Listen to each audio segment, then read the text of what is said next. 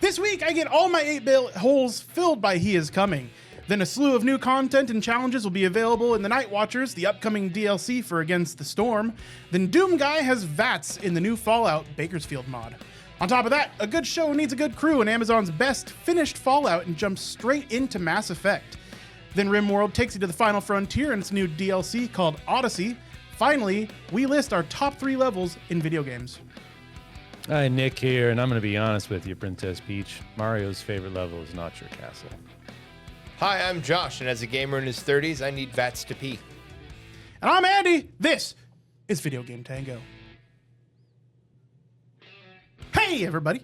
Ooh. We started 1 hour, 11 minutes, and 11 seconds into our stream. Yes. Well, that means that the good folks who Make a are wish. just getting the podcast version of this, well, they're missing out a little bit. They should Yeah, come- they're missing out on their wish. Yeah. They should come and check out what we do. The magic, guys, really We happens solved before the rhinos. podcast. The podcast is wonderful. It's Yeah, great. you know it's what's its own gonna kind of happen? magic. They're going to tune into the video version or to the live, and they're going to be like, this is what they look like? Yeah, You know, like you do with all of your podcasts. You're yeah. like, oh, man, now Yeah, I don't. yeah. Maybe I didn't want a face to the name. They all have Hey, faces for radio. Put a face to the name. Do it. Well, we're a video game podcast, and we're going to talk about video games. and games. Maybe some other stuff, too. Honestly, better yet, put a follow to a page, baby. You know? Yeah, all the things. Just social. Hey, so I happened to pick up, and by pick up I mean played the demo on Game Pass, a little game called He Is Coming. And there are some jokes there. Yeah. But this game is not a joke. It is cool. So it is a top-down roguelite RPG AutoBattler. Now, a couple of those elements I really like. I'm not generally into AutoBattlers. This one does it in a way that very much reminds me of Bullet Hells, or Bullet Heavens rather, in its roguelite progression. It's not like active, you're shooting stuff and whatever, but I do like how this game in particular takes a lot of elements and combines them in items and how you use them. So you're a little knight. It's NES-style graphics. It's really rudimentary, like 8-bit style graphics. Looks incredible. And you roam a map. The map is kind of maze-like. It's featured in the woodlands. And you roam around, you pick up chests, you pick up loot, you fight monsters. And every time you move, you can see a little line decrease. What that means is you are taking time. Every 3 days, a boss monster pops out, and you have to fight it. Now, the interesting thing is you get to see the full stat block of the major bad that you're going to be fighting at the end of the 3 days. So you can kind of prepare for You it. to see it before the 3 days, like at the start. Yeah, at the start. At any time, you can just hold the tab key, and it will show you their whole stat block. So, you get to preview what you're going to be fighting, so you can plan accordingly. I really like the mechanics of that because you can be totally gearing one way, kill your first boss, and your next boss is going to you're going to have to think completely differently about the next one. So you might have to totally upend what your strategy originally was going to be and go with something else, because the way you geared yourself, whether it be adding more armor, adding more speed, adding more attack, may actually hurt you in your next fight. For instance, I was really trying. There is a vendor in the game that you can come across randomly throughout your journeys, and they will sell you a randomized list of items. You can refresh that list, which costs gold, and that gives you a new list of items. They're relatively expensive. Getting 10 gold requires you have killed 10 monsters, unless you have an item on you that changes that the amount of gold that you earn per day or per encounter. There's a boss on the second wave that will heal 2 hit points of damage for every gold that you have on your person. I thought that was a really cool encounter because in the first time I encountered him, I had been saving gold like crazy because I hadn't run across a vendor yet. And I was like, well, I'm going to have as much as I possibly can so I can totally plan my gear strategy, right? Well, the gear strategy, it turns out, should have been find a vendor. That should be your number one priority, because by the time the boss popped, I had like 40 gold, so or it was like Yeah. 20 gold. So immediately he goes back to full upon casting his ability to gain his health. Now I find this really interesting because you have to balance between, do I want to do lots of damage? Do I want lots of extra armor to soak attacks? Or something else. Like there's plenty of items that key off of your speed. For instance, you gain 1 more attack power every 2 speed that you sacrifice per turn, which is really cool stuff. So you're always trying to find like a good balance and meet the requirements of the bosses that you're going to be encountering next. Not only that, but the loot that you get from chests is random. You pick you pick 1 out of 3 every time you encounter a chest. So like your plans may totally not pan out just because like an item that you picked up early keys from another item that you know about, right? Because you've played it a few times. This game is fucking brutal. But your plans don't pan out because you never get the item that keys that item. Yeah, it makes for really interesting and dynamic gameplay that I like a lot. I really do like the aesthetic. I really enjoy this game. I think right now it's like $9.99. I think it is like a definite grab for me. I will be buying this game. Now it is on Game Pass, so I guess I don't have to buy it. But it is on Game Pass. It's $9.99 right now on sale. Normally it's $15. And I think it's definitely, at least check out the trailer, see if it's something that you're going to be into. Because if you like auto-battlers or you like roguelites, I think it fits those categories nicely. I have a bunch of other good stuff to say about the game because Yeah. I did play the demo as well, and then a few iffy things that might have been changed or fixed since I played. The first off is this game, above so many others I've played in the last 10 years, just absolutely reeks of, if I were to time travel back to the 90s or 80s and went to an arcade machine gallery, right next to Mortal Kombat and Hydro Thunder, I could see this being in a MAME, like an arcade cabinet. Totally. This game plays like a quarter-eating game. Everything about it is so tight and so fast that, personally, I never really have a problem like failing and trying over and over again. Yeah. But the speed and cleanliness and just tightness of the mechanics in this game is that when you do fail a run, you just want to play again, even more than you did the last one. You're like, oh, I learned so much. And you just get right back into it. There's nothing 100%. stopping you from just starting a new run. Two, what I really like about the core game loop is a lot of the mechanical elements, of which there are very few in this game, revolve around just opportunity cost. Like you were saying, the most brilliant aspect to me is your limited inventory space in this game. Yeah. You start off with, I think, only 4 slots, and then you gain more. Sometimes, I don't remember how, some items. You have to beat bosses. You have to beat bosses. Yeah. And so you're constantly getting access to pick one of these 3 items that are, randomly found in a chest or sold in a store. And you really sit there and think like, do I want to gamble and pick up this item because it's part of an item set that I already have one of, and I might be able to get another one and, get an extra bonus on top. But if I don't get that last piece, then you're kind of boned, right? Yeah. So that opportunity cost is a really big mechanic in getting good at the game.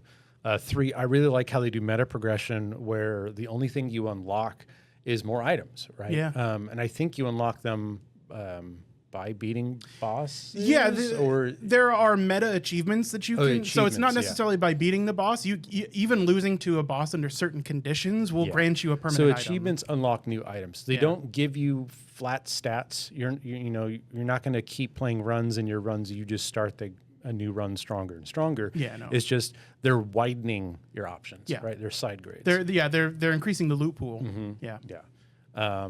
The low poly, low res, and the graphics and the music and the UI just all come together. It looks like Final Fantasy 1.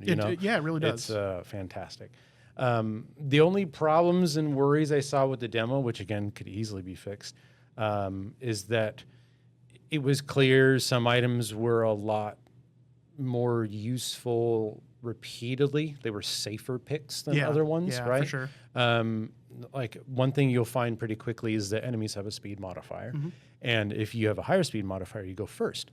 So especially in like the first round, once you know what the spider and the wolf, their speed is, you can quickly get a setup where you always attack first and you do just enough damage to kill them, it's a free win, right? Because you're trying to save as many hit points as possible because healing isn't super common in the game. For sure. So it was stuff like that, like speed builds worked really well. But again, like you were saying, you might, have a boss or the next boss might not, a speed build isn't going to work against. Yeah, no, there's a boss where you want to have lower speed than the boss. Yeah. Yeah.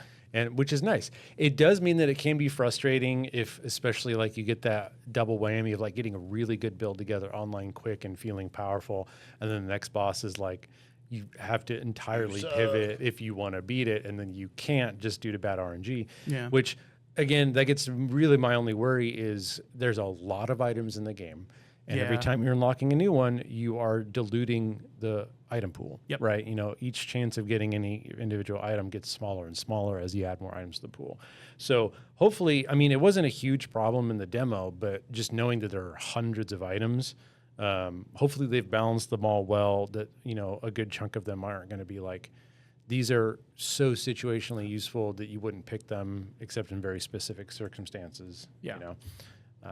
But it's nice to also have those, like you were saying, like, stuff that keys off weird meta things like how much money you have. So that it's interesting because that's actually happening. I forgot this happened. So this is my playthrough, my last playthrough of the night before I stopped playing. He heals by stealing your Yeah, gold. so I dropped him to 20, and then I happen to have 15 gold, so he heals twice as much gold as I have. He heals to full. Yeah.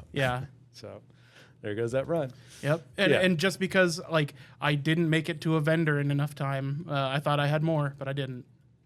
Yeah. Woof. There's a lot of really cool elements, and I think it's got a lot of promise. I do worry It's that only there's $10 on Steam. Right. Yeah. On sale right now, it's $10, and it's fantastic. I would have paid $5 for the demo alone because I played it. We have all those demos to play during Next Fest. And I played for 3 days in a row. Yeah.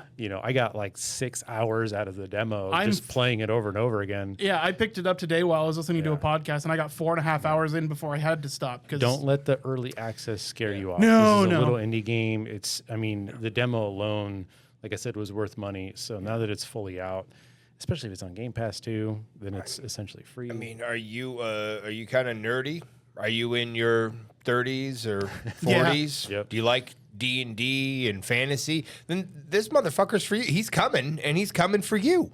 If this had come out on the wants NES, his this would have been the $10. best game on the NES. Yeah, Right. Like it's crazy. It's like a childhood game came out swinging from corner nostalgia. Yep.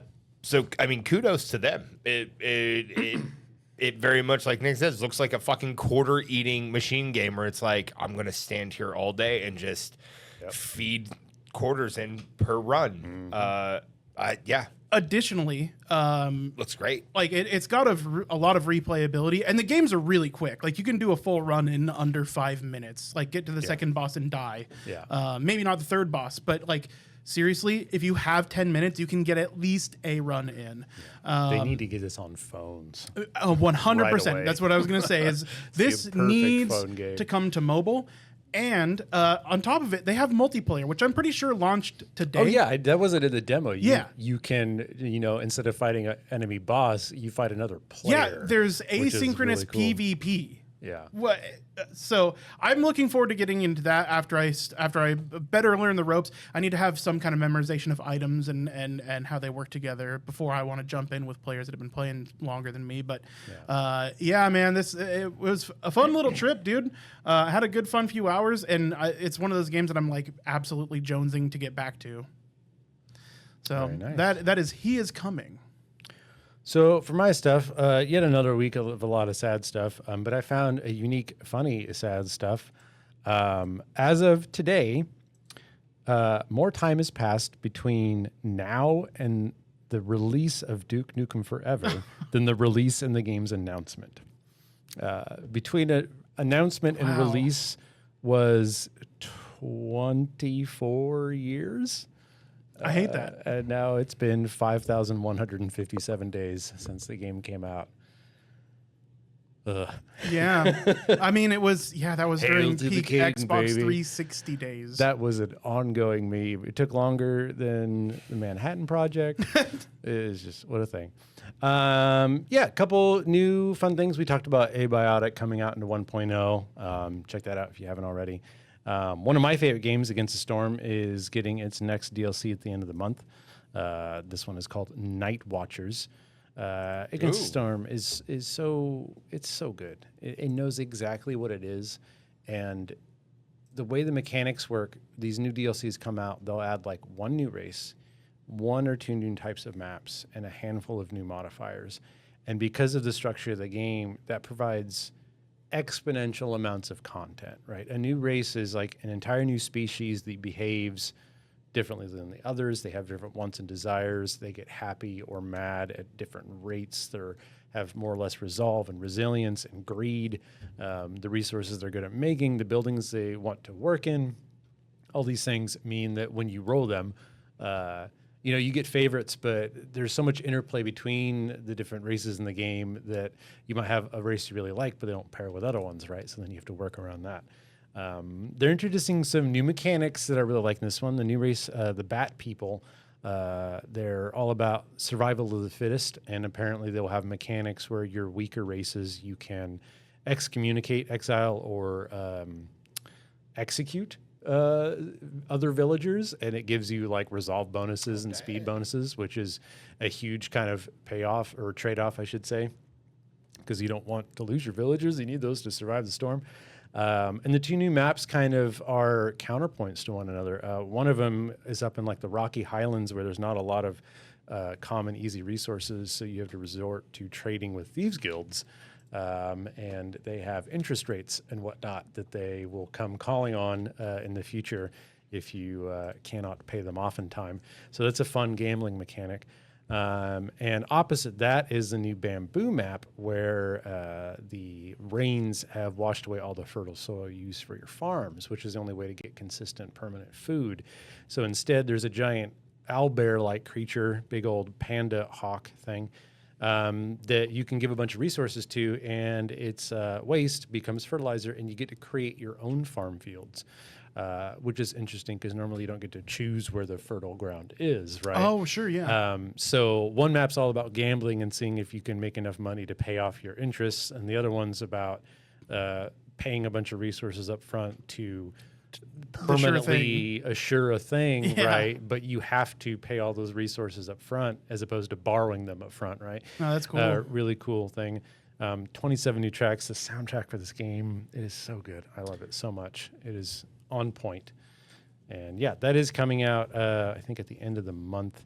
I don't know how much it's going to be. I think they're usually about 15, maybe $20. The base game alone is really all you need. If you really like it, you can get the few extra DLCs, but yeah. That's something that game. I forgot to mention that with He Is Coming is the soundtrack. Oh, yeah. I know it was brought up really really briefly, but yeah, soundtrack for it was phenomenal. Great chiptune music, super nostalgic, and just excellently done. Yeah. Looks like one of the DLCs for Against the Storm was $10, one's $15. So this is probably another $15 one. 10 to $15. Totally worth it. I mean, I've got, I think, 600, 500 hours in the game now. So definitely worth $15. Yeah. Finally, just a few days ago, a new trailer was released for, of all things, a overhaul conversion mod for GZ Doom, the open source version of the original Doom, that has put essentially Fallout 1 into Doom. It is crazy to see people still modding GZ Doom. And you look at this and you can tell it's Doom once it gets to like the gameplay, but good Lord, have they done a lot of work to make it look like its own unique thing. I mean, the modders were good again. Yeah. Weird. Weird. But yeah, apparently this project started about 2 years ago, non-commercial. Given that it's going to be released as a WAD, which is the file type for Doom, where's all the data, it's going to be free, right? And it looks fantastic, and Doom, GZ Doom is already free, so no reason not to give it a try. If you really like Fallout and you like Doom and you haven't heard about it, apparently there is already something out. Where it was right here. There's a mod, Ashes 2063, is basically this already, but legally distinct from Fallout. And all the replies to that comment say, yeah, it's absolutely insane. There's 2 episodes. They're both like complete games. They're fully free. So I think next time I get a chance, I'll play those, right?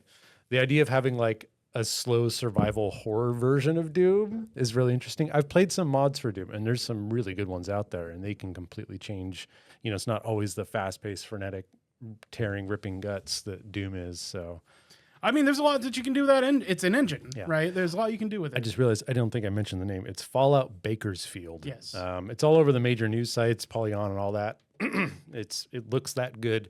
But yeah, look up the trailer, Fallout Bakersfield. And we'll be keeping an eye on that one. It's crazy how even without the HUD, this game looks like Doom and it looks like Fallout. Yeah, it's intense. Yeah, it's weird because you can definitely be like, yes, this is Fallout, or you could say yes, this is Doom. But they merged the art so well together that it could be either one of them, but we get both. Alexander Berezin, Berezin, is the one making this. He's got an ArtStation. If you've used ArtStation before, you can see a lot of the art and whatnot. He's made other Fallout mods, I think, for other games. Clearly loves Fallout. Doing this as a passion project. I mean, if you're making a mod for Doom, then you love them both, right? Nailed the art and aesthetic. Yeah. Really nailed the aesthetic. Yeah. Wow, So Power good. Fist. Dope. All right. Well, I mean, this is kind of Fallout adjacent, kind of, sort of. So last November, when we still had hope in the world, seems like so long ago, they announced that they are doing, Amazon was doing a media project very near and dear to my heart. Mass Effect is getting its very own Amazon show treatment. Now, with how well they did with Fallout, that made me very excited. Tentatively very excited. Somebody cast in large on Josh. Right? However, Fallout was such a fucking game, such a game changer that I am very excited about this little tipple, this little sip of news that we've gotten. Most of the production team and some of the writing team from Fallout just finished up doing their Fallout 2 stuff, and they just went right over into the production and assembly team for Mass Effect. Just kind of walked right over there. Okay. So that is excellent news. Now, another bit of good news. Now, Scott Ferris, excuse me, said the wrong name. Scott Ferris is a senior development executive at Amazon MGM. Now, he's a corporate type, but he has good taste. He got helped Marvelous Miss Marvel get started, Man in the High Castle get started, and Jack Ryan, some of the best shows on Amazon. So he at least has good taste for being an executive suit type. He is taking a personal interest in Mass Effect, so at least we know it's going to be getting the money. But I think what is most exciting is that Doug Young, who did a lot of work for writing on Star Trek Beyond, is going to be the showrunner for Mass Effect. Okay. So a guy who's been doing some space stuff, who knows his way around a ship, is going to be writing. So that's a lot of fun. But I really think what we're most looking forward to is of course, just more Fallout TV. Like they just finished shooting that, and the show was a lot of fun. It was so much fun. And Walton Goggins says that the second season is going to blow the first season right out of the water. And when he said, I tend to trust Goggins. In Goggins we trust. Absolutely. Now, in more personal, minor news, I bought a DLC for RimWorld. Now, all 45 people who play RimWorld You know what I'm talking about. No, there's a few more. There's a few more. And guys, honestly, it's just a wonderful storytelling device. Get out there, give it a try. Odyssey is a lot of fun. So I'm having to play vanilla right now, which is kind of bunk because it just came out. So all the mods are being repaired by them good modders. They're doing their works. So but Odyssey has brought so many of the things that I needed to play this game after having them as a mod into the game that I actually feel pretty okay poking around in vanilla right now. So the update is great. It's big, it's fat, it's full of stuff to do. The new biomes from the volcanic shit where volcanoes just erupt on you. It's awful. I'm a planner. I don't need volcanoes erupting on me. I'm a planner. I don't need volcanoes. I don't need that. How I build base of volcano. Yeah, exactly. It's very rough. But it's fun. It's a lot of fun. If you like this style of game, don't sleep on it, guys. Pick it up. I mean, follow the Steam reviews. It's exceedingly good. So get in on it. It's beloved. Well, that's it for our news. But we have a little. We have a little thing we want to do. Yeah, stay to the end. You get to get the good thing. That's right. So Nick found a prompt, I think, while you were browsing Reddit or something. It was on the computer. Yeah, it's on the computer. I saw it somewhere. I see similar things to this all the time, and I'm like, and I always think, oh, we should probably do one of those. Well, Nick saw one of those, and I think we should do it. The prompt was, what are your top 3 video game levels of all time? Yeah. Is there anybody that wants to volunteer to go first? We had about 20, 30 minutes to do this. Yeah. And I know that if I sat down for a day or two and jogged my old man brain, I would think of dozens of options that I forgot about.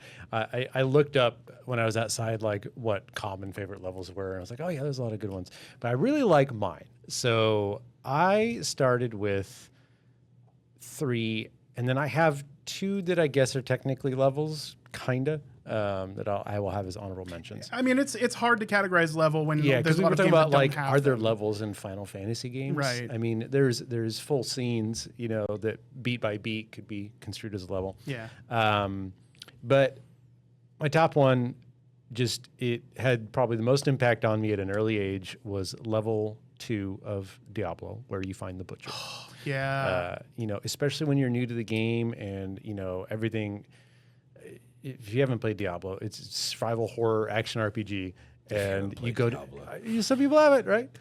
You get down to the first level, and you're fighting skeletons and little goblins and whatnot, and you finally get confident, and you go to the second level, and then they just hit you with the butcher's chamber, and there's no words, there's no prompt on screen, there's no quest. You just come across a room that is waist deep in human flesh and gore, and there's a single door, and there's a light on in the room. And you've learned at this point that lights in the dungeon are emanated from unique monsters. And then you had to decide, do I want to open the door? And then if you do, you get cut in half by the butcher. Fantastic. That is such a good one, dude. Yeah. That is such a good one. The second one, probably because I played it, I was thinking like, what levels did I play over and over again because they were just so fun, was the opening Assault on Hoth in Star Wars Shadows of the Empire. Ooh, yeah. Flying in the... glad you have a Star Wars game on there. Yeah, the snow speeder. Is that what they call them? And, trying to wrap around the AT-ATs and shoot that. I played that over and over again. I mean, I own the whole game. I played it a lot full through, but that first level was so good. Finally, Assault on the Control Room, Halo 1. We would just boot up and co-op that just to fuck around in that fantastic level. You steal the Banshee right away. Yeah. And a lot of good levels in Halo 1. Oh, yeah. There's Tube of Trails or the Tube of Trials. The Tube of Trials. Silent Cartographer, Truth and Reconciliation. Yeah. Right? Lots of good levels in that one. Big time. My 2 honorable mentions are Through the Fire and Flames on Guitar Hero. Yeah, okay. Because of memories. Yeah. Right? 100%. Technically a level.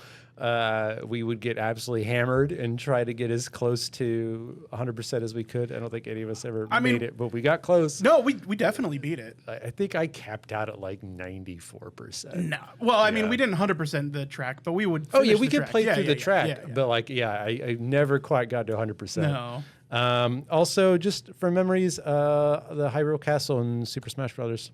Yeah, I mean, everyone wants to play solid. Final Destination, but we played a lot of Hyrule's Castle. Yeah. It was a fun level. Solid. So, yeah. Josh, you want to go next? Yeah, sure.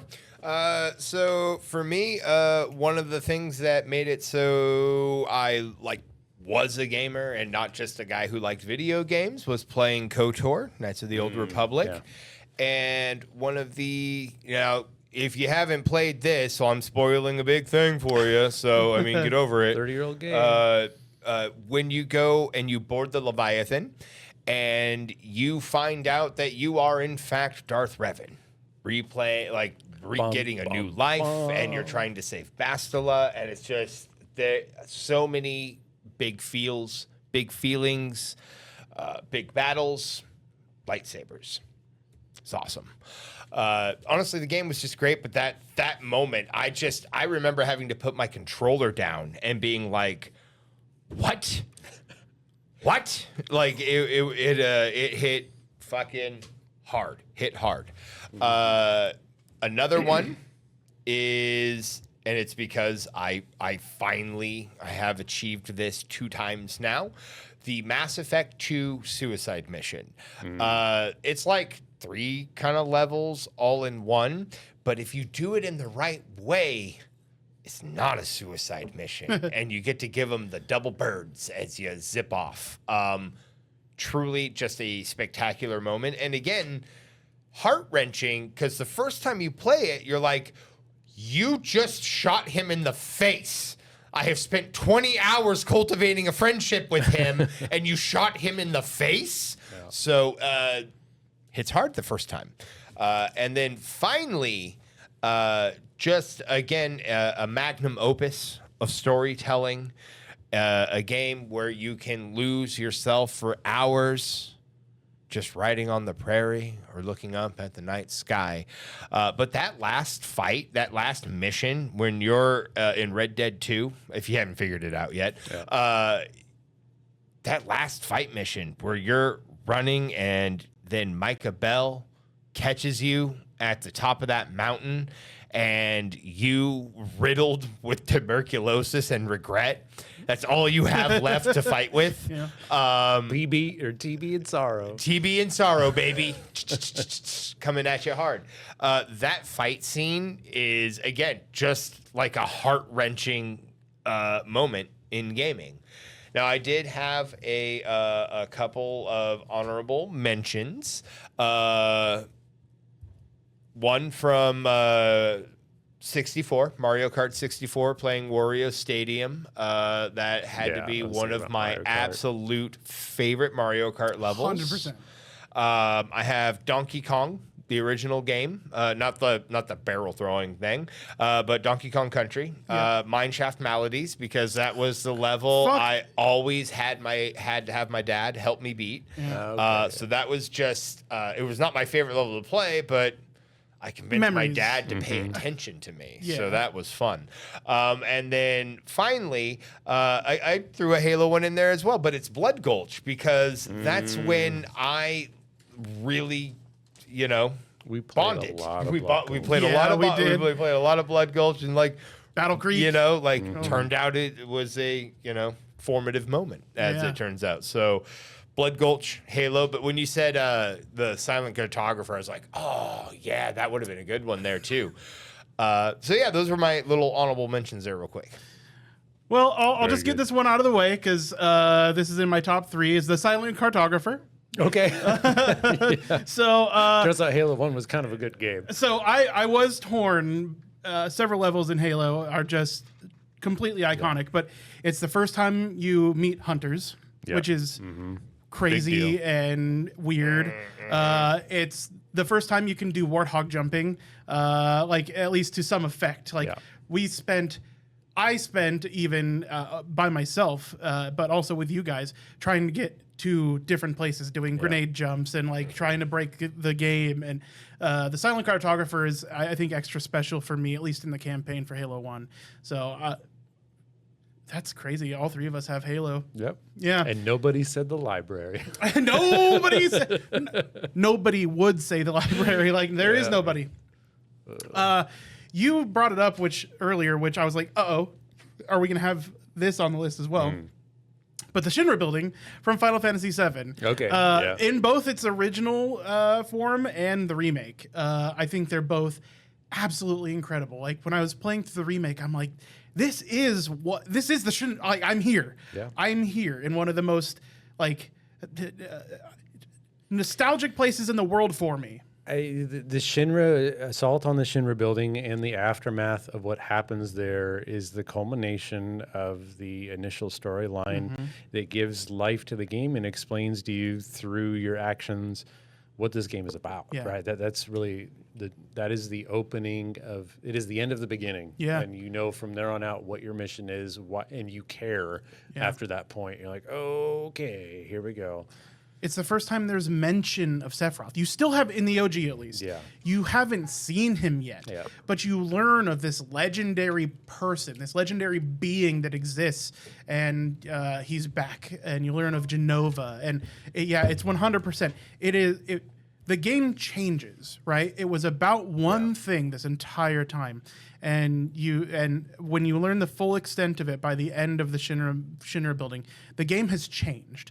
The tone of the game has changed, and so have the stakes. And that whole climb is just so iconic to me. Making it all the way up into the top of the tower, meeting Rufus and President is just like that. That's so iconic to me. The elevator fights, God, the whole thing, just nostalgia like crazy. And then I had a really hard time with this one, so I figured Ocarina of Time had to be on the list for me. I was thinking about that. I was like, which temple? Which temple? Yeah. I love all of them for different reasons, except for the water temple. Which actually, I love the water temple too, to be quite honest, because once you've conquered it, I've never felt something so satisfying in my life. I really love the forest temple, but I think what just absolutely sealed the deal for me, because the Deku Tree was a really good experience, and like you dip your toes into what it's going to be to dungeon. It's absolutely the tutorial still. Where the game gets real is Dodongo's Cavern for me. And while kind of like the iconic, it may not be my favorite level, like if you were to take all things into consideration, but as far as being like just stepping into this world and accepting for what it is, and then the Dodongo fight, I had never ever experienced anything that was that mechanically complex, even though you look at it today and you're like, well, you throw a bomb into his mouth and you hit him a bunch. 3D games were brand new. I mean, the Deku Tree is just learning how to deal with things in a 3D space. That's what it is. Camera, move in relation to the camera. Right. Yeah. And now Dodongo is where you have to deploy everything that you've learned, all of it, right? And especially at the age that I was, like 10, that's like the penultimate experience in gaming, was finally downing Dodongo after my 30th try, and watching him curl up into a ball, spin, and then watching him die was also another thing where it's like, I've played a lot of violent games, Diablo, but this was different. It was like my first Souls-like experience almost. It was pretty substantial. So Dodongo's Cavern is going to make the list for me in the top 3. Some honorable mentions: Bastion, Zulf's Pipe, and the Hanging Gardens. Pretty much anything to do with the character Zulf. Just the Rux saying it. It's hard for me to say it because I actually have a lump in my throat. Yeah. When you approach Zulf for the first time, and all you say, and this is how he narrates it, is, and all I could say was, "Come with me, please." Yeah. And then the talking about the kid being on the wall and how he took another tour because life was so bad, and just like the absolute criminal life this kid had to go through, like nobody should have to experience, in the form of Zulf's dream from the Zulf's Pipe, which is an extra level in the game. that chokes me up every time. Like I have to wait for the tears to go away before I can continue the level. So, yeah, big time. Tophet and Sekhmet, 2 levels that I love very much in Jet Force Gemini. Some of the most fun I've ever had, and just that game for me was like the peak of atmosphere. So those honorable mentions to those. Spark Mandrill from Mega Man X. Oh my God. I was like, what is my favorite stage? The music just hit me the most. Dude, the music, and then it's got the most secrets too, as far as like thinking back, it's like there are 2 capsules that you can get, and so E-Tank is there. God, it's Spark Mandrill is like maybe a perfect level. And then last but not least is We Don't Go to Ravenholm. Yeah, I was thinking of Half-Life and Half-Life 2 as well. I was thinking you might have this on the list. I almost put Ravenholm on there because it was so good. Speak of atmosphere, like I don't know that I've felt that kind of maybe BioShock. BioShock had a very distinct atmosphere, but We Don't Go to Ravenholm was like the ultimate at the time for atmosphere and fear and joy. Also, like Father Gregory is funny. It's the first time you come across that tension. Yeah. It's the first time you come across the black head crab zombies. Those things are terrifying. That sound still triggers me today. Like, yeah. Half-Life 2 was on my list, but it encountered a problem that a lot of the games on my mental list was on, is that I couldn't pick. Like, immediately came to mind like F-Zero, but then it was like Mute City or Big Blue. Totally. And then stuff like Diddy Kong Racing. Like, I fucking loved that game. But yeah, Half-Life 2 is like, I love the whole game. Yeah. It's like, how do you pick one level? I mean, that's the most iconic level, but they're all so good. For sure. No, I mean, when you, it's also just, you like playing with a gravity gun with dog. But you go straight into Ravenholm from that, and just the tonal shift, and the fact that you just got this new thing, and they send you into a playground with it.